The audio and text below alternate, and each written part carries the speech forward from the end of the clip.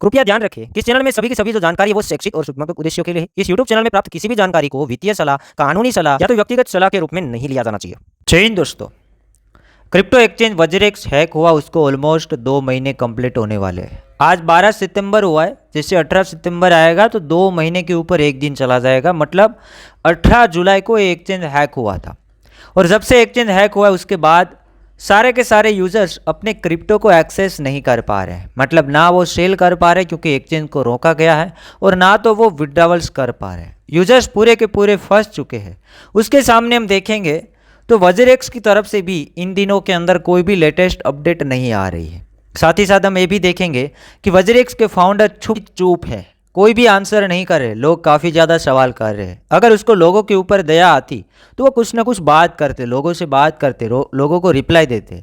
उससे नींद कैसे आ रही वो भी मुझे समझ में नहीं आ रहा है। साथ ही साथ हम सामने देखेंगे तो जिन लोगों ने ये फंड्स को हैक किया है वो फंड्स को ट्रांसफ़र भी कर रहे हैं और कुछ लोग तो अब ऐसे कहना शुरू किए हैं कि वज्रेक्स के मालिक ने इस एक्सचेंज को हैक किया और वही खुद ट्रांसफर कर रहा है। ऐसा भी कुछ लोगों का मानना है, क्योंकि आप आंसर ही नहीं देंगे तो लोग तो कुछ भी सोचने वाले हैं, कुछ भी सोचेंगे और कुछ भी आपको बताएंगे। क्लैरिटी आपको देनी पड़ेगी, लोगों को आंसर आपको देना पड़ेगा, फंड्स भी वापस करना पड़ेगा, तब जाके आपकी बातों पॉजिटिव बनेगी। वज्रेक्स के फाउंडर निश्चल शेट्टी ने एक्सचेंज रिलेटेड जो ट्वीट किया था 3 सितंबर को किया था। आज हो गया 12 सितंबर, कोई भी बात सामने नहीं, कोई भी रिप्लाई नहीं। इतने दिनों से कहाँ है?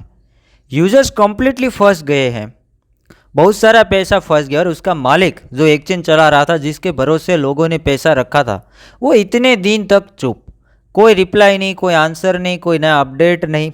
अगर वो कुछ बताते तो लोग यहाँ पर शांत रहते, या तो ये मानकर चलिए लोगों को अच्छा लगता कि हाँ ऐसे।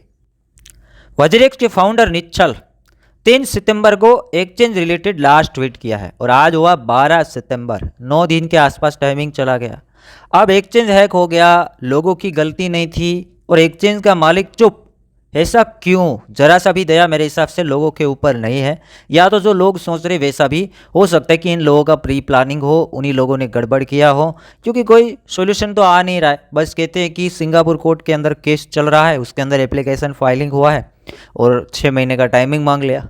एक्सचेंज हैक होने के बाद वज्रेक्स के फाउंडर ने काफ़ी सारे वादे भी किए थे, बट कोई भी वादे कंप्लीट नहीं की, कोई भी अपडेट नहीं दी। अभी फिलहाल हम देखेंगे तो हैकर्स एक्टिव है, हैकर्स एक्टिव हैं, ब्लॉकचेन के अंदर फंड्स इधर उधर कर रहा है। हैकर्स अपना मनी है वो समेट रहा है, कहीं ना कहीं कोई ना कोई तरीका निकाल के ब्लॉकचेन के ऊपर फंड खींचते जा रहा है। 1 महीने पहले बोला था वज्रेक्स के फाउंडर ने कि वॉलेट एड्रेस मैं पब्लिक करूँगा, नहीं किया।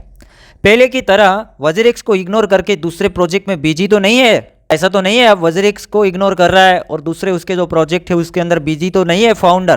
कुछ भी समझ में नहीं आ रहा है। आज की बात है, जिस बंदे ने वज्रेक्स को हैक किया है उसने आज 5000 इथेरियम एक नए एड्रेस के अंदर ट्रांसफ़र किया, क्योंकि एड्रेस के ऊपर एड्रेस, एड्रेस के ऊपर एड्रेस, इधर उधर करके क्या कर रहे हैं वो लोग, हमें गुमराह कर रहे हैं, ताकि हमें पता ना चले कि ये फंड्स वज्रेक्स हैकर ने हैक किया। इसलिए इधर से उधर नए नए एड्रेस में वो लोग ट्रांसफ़र करते जा रहे हैं और हमें भी समझ में नहीं आ रहा है कि फंड्स को किधर लेके जा रहे हैं।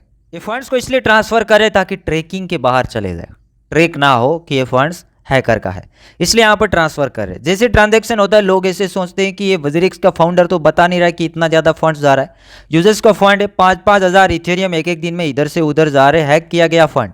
ना तो वज्रेक्स की तरफ से कोई अपडेट आता है, ना फाउंडर कुछ बताता है। तो लोग ये सोचते हैं कि कहीं ये लोग खुद ही तो नहीं कर रहे इधर उधर फंड्स, क्या इन लोगों ने हमारे साथ स्कैम तो नहीं कर दिया? ये भी बात सोचने के ऊपर मजबूर है। अभी हम बात करेंगे तो मोर देन $47 मिलियन से वो 1 वीक के अंदर हैकर्स ने ट्रांसफ़र किए। अब वज्रेक्स इंडिया जो एक्सचेंज है उसने कोई अपडेट नहीं दिया। $47 मिलियन एक ही वीक के अंदर ट्रांसफ़र हुआ है, कहीं ब्रीज हुआ है तो कहीं नए एड्रेस के अंदर ट्रांसफ़र हुआ है। जितनी कद्र वज्रेक्स की थी पहले के दिनों के अंदर, निश्चल शेट्टी की कद्र थी पहले के दिनों के अंदर, अब सारी की सारी कद्र, इन लोगों की वैल्यू एक खुद ब खुद खो चुके हैं। लोगों को बहुत ज़्यादा ट्रस्ट था वज्रेक्स के ऊपर। मैं बात कर रहा हूँ 2020 और 22 की बुल रन के अंदर सभी लोग वज्रेक्स किया करते थे। इंडिया के अंदर कोई भी बंदा के बात करोगे, कोई भी बंदे से बात करोगे कि क्रिप्टो एक्सचेंज कौन सा अच्छा है, कौन सा सही है, तो लोग वज्रेक्स की बात करते थे। अब यहाँ पर आप किसी को भी पूछेंगे तो यही कहेंगे कि वज्रेक्स कंप्लीटली स्कैम है, महा घोटालेबाज है, ऐसी बातें यहाँ पर आती है। तो लोगों के साथ प्रॉब्लम से यहाँ पर मैं वीडियो कंटिन्यूसली जारी रखूँगा। बस आप लोगों को वीडियो को लाइक करना है और आपके साथ कितना धोखा हुआ है, कितना स्कैम हुआ है, या तो आपका कितना फंड्स इस वज्रेक्स के अंदर फंसा हुआ है कमेंट करना है, लाइक्स करना है, ताकि दूसरे लोग देखें, उससे लगना चाहिए कि सही में लोग यहाँ पे बहुत ज़्यादा परेशान है। हमें तो मालूम है कि भाई बहुत ज़्यादा परेशान है, बट आप लाइक्स वगैरह करेंगे, कमेंट्स वगैरह करेंगे तो और नए लोग भी देखेंगे कि हाँ इसके अंदर प्रॉब्लम है। ये वायरल होना चाहिए, ये बहुत ज़्यादा वायरल होना चाहिए, बात हर बार हमारे सामने आनी ही चाहिए, कैसे भी करके वजीरिक्स को पैसा वापस देना पड़ेगा। मैं यही उम्मीद करूंगा कि भाई लोगों का पैसा वापस मिल जाए, कुछ अच्छा हो, बट यहाँ पे बात करना बनता है, इसलिए हम हर दिन कोशिश ये जारी रखेंगे कि हम कंटिन्यूसली इसके बारे में वीडियो बनाएं।